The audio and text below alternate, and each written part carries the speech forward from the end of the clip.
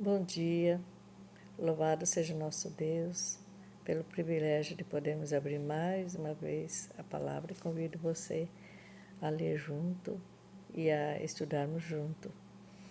Nós estamos discorrendo esse trimestre a guerra por trás de todas as guerras e hoje é essa semana em defesa da verdade.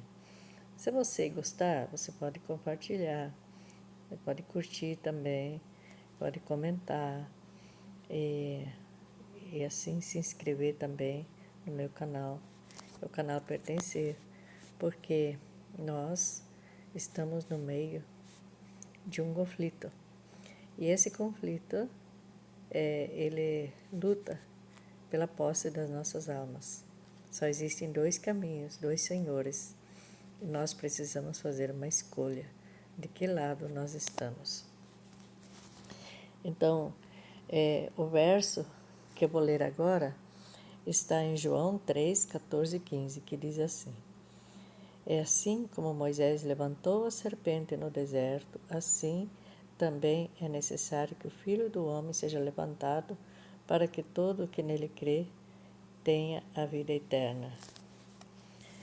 Então, introduzindo esse assunto, na atual cidade turca de Izmir, foi a cidade bíblica de Esmirna.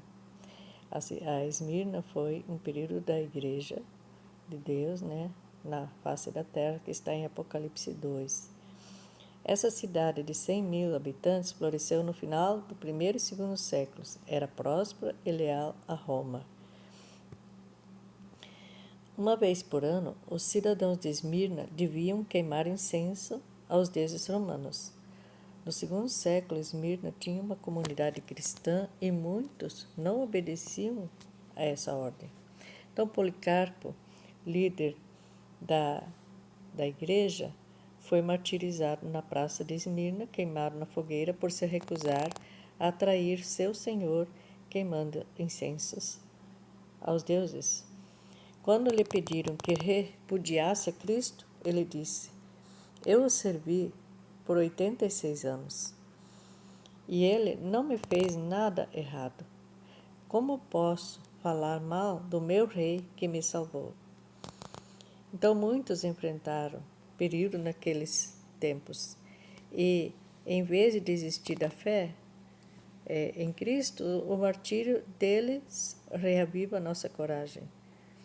O estudo, o seu compromisso renova nossa devoção. Então, nesta semana, nós vamos estudar princípios bíblicos que motivam e motivaram os valdenses, os reformadores como Hus e Jerônimo a permanecerem fiéis diante da morte pelo mesmo poder que matou Policarpo, que foi Roma papal. Por que é interessante nós estudarmos a lição dessa semana, esses temas? Porque nós precisamos, eu vejo assim que a atitude deles em relação às escolhas que eles tiveram que fazer nos motivam também a ser firmes naquilo que nós cremos, né? Então, eles foram perseguidos, mas triunfantes, porque o reino de Deus não é deste mundo, não é? E porque lendo em Daniel 7, 23 a 25, Apocalipse 12, 6 e 14, a que períodos de tempos proféticos essas passagens se referem? Agora estou falando um outro período, que é o período da Idade Média. Sempre que o povo permanece fiel a Deus, Satanás se enfurece. E a perseguição vem em seguida. Daniel descreveu um tempo em que a igreja medieval faria guerra contra o povo de Deus e oprimia. Isso está em Daniel 7, 31, 21 e 25. João descreveu esse mesmo período como um tempo em que a igreja seria forçada a fugir para o deserto, onde seria sustentada durante tempos e metade de um tempo. Em Apocalipse 14, 12, 14, a mulher que é a igreja, mulher simboliza igreja, em profecia, né? Porém, essa mulher diz, fugiu para o deserto, onde Deus lhe havia preparado um lugar. Isso está em Apocalipse 12, verso 6. Os fiéis foram sustentados no deserto. A palavra os fortaleceu e sustentou, à medida que o conflito se alastrava nesse longo e sombrio período do domínio papal. Os fiéis encontraram um lugar preparado para eles.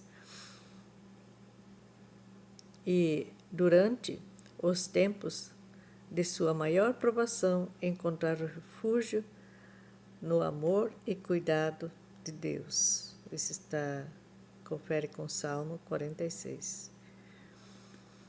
Os 1260 dias e o tempo, tempos e metade de um tempo, que está em Apocalipse 12, versos 6 e 14, se referem ao mesmo período de 3,5 tempos ou anos, de vezes 360 dias, ano, igual 1260 dias.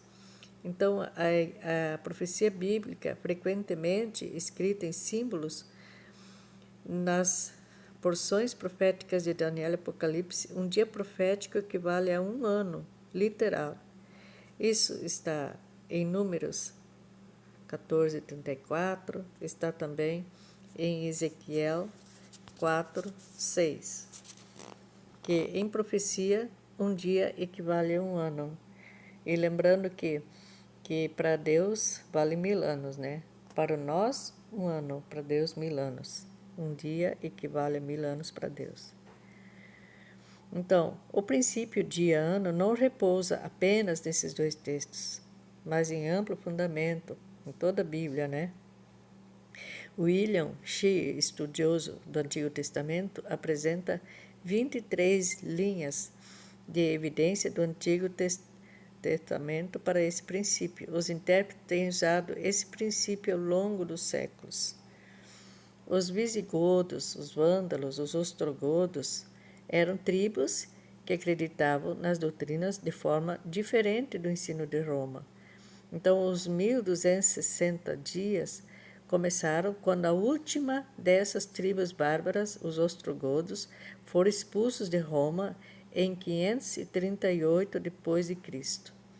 E esse período de escuridão espiritual continuou até 1798 depois de Cristo, quando o general de Napoleão Berthier removeu o Papa de Roma.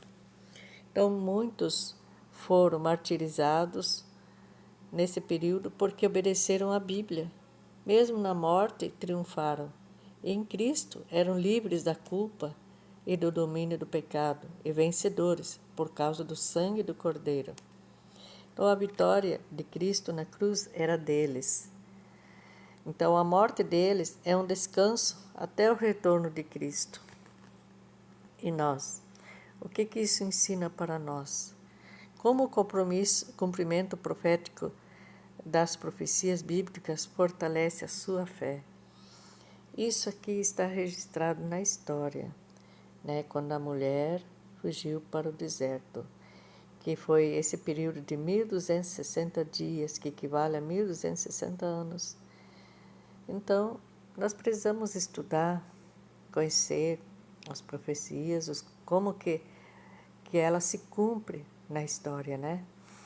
A palavra de Deus, ela é verdadeira, e ela é uma luz para nós, porque conhecendo, né, como ela se cumpre na história do povo de Deus e na vida do povo de Deus, então nós podemos confiar nela, porque ela se cumpre, realmente ela se cumpre. Tudo se cumpriu até agora. Como não vai se cumprir mais o restante que ainda resta, né? Se cumprir. Então, que Deus nos ajude a entender que não é fugindo da palavra de Deus, tendo medo dela, não, porque a palavra de Deus, ela é uma carta de amor de Deus para os seus filhos. Então, se eu quero pertencer a Deus, se eu quero fazer parte da eternidade com Ele, eu preciso conhecer, e eu preciso me precaver daquilo que está por vir. E o que aconteceu no passado me motiva a seguir como discípulo de Cristo. Então, que essa mensagem nos guia, né? E nos ajude a compreender qual é a minha posição que eu devo ter diante, né? Diante da vida, da minha fé em Cristo.